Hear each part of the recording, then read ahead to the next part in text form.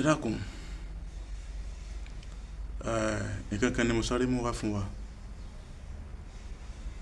gbogbo ẹ̀yin olólùfẹ́ fújì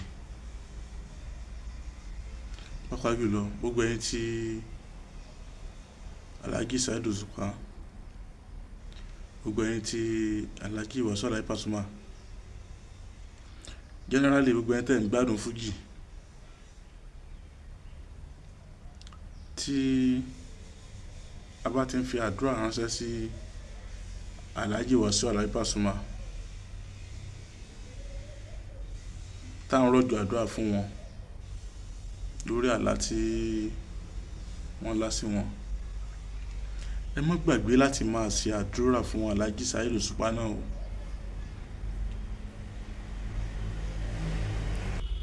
Ẹ má gbàgbé láti máa fi àdúrà ránṣẹ́ sí Saheed Osupa náà.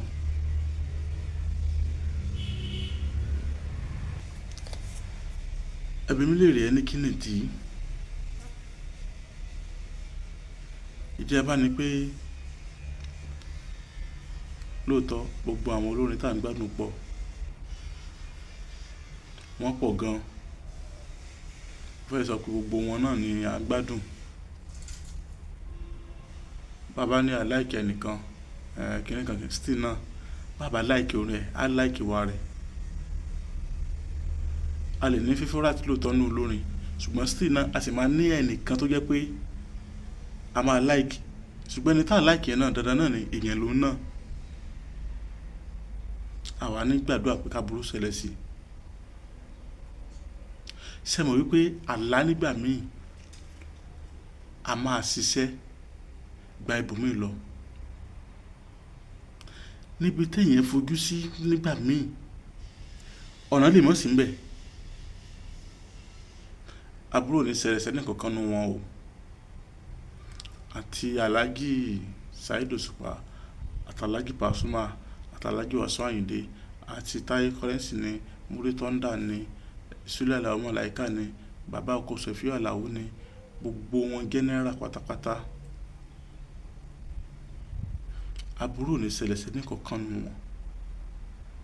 Gbogbo wọn pátápátá níbi tó dé tọ́wọ́ ti ń ṣàdúrà fún Alhaji Pasuma ká máa rántí Alhaji Saheed Osupa.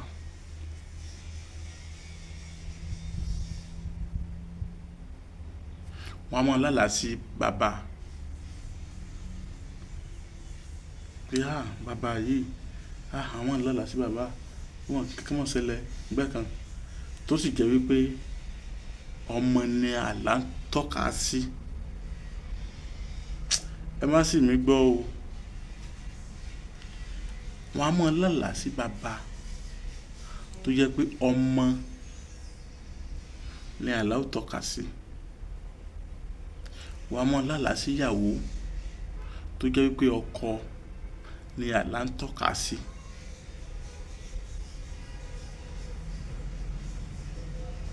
Wọ́n á máa lálàá sí ẹ̀gbọ́n tó sì jẹ́ pé àbúrò ló ní àlá yẹn.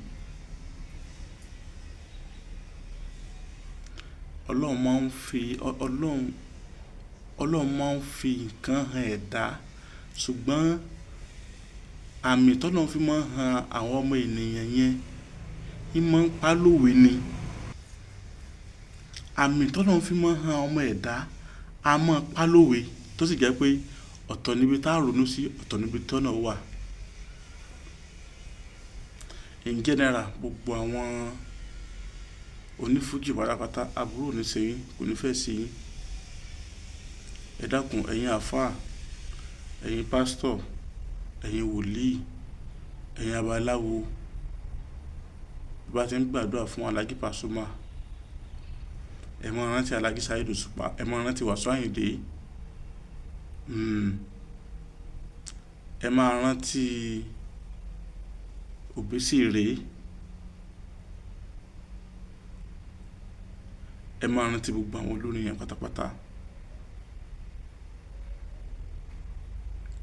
àtàwọn amóhùndúdùn káfàtà tí máwọn òṣèré tíátà. Àbúrò ní ṣẹlẹ̀ sẹ́ni kankan o. Àwa tá ti jẹ́ sọ̀rọ̀sọ̀rọ̀ náà àbúrò ní ṣẹlẹ̀ sáwa náà o. oṣù bàbá yìí àbúrò ní bàbá ń bẹ o. Ẹ jẹ́ kí a máa fi àdúrà ká máa fi ránṣẹ́ sí gbogbo wọn pátápátá,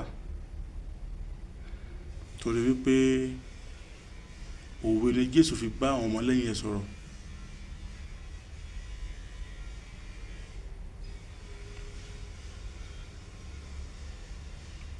Kò ní tọ́ sáwa náà, torí èèyàn làwa náà, àbúrò ní ṣẹlẹ̀ sí wa. Ẹ ṣeun.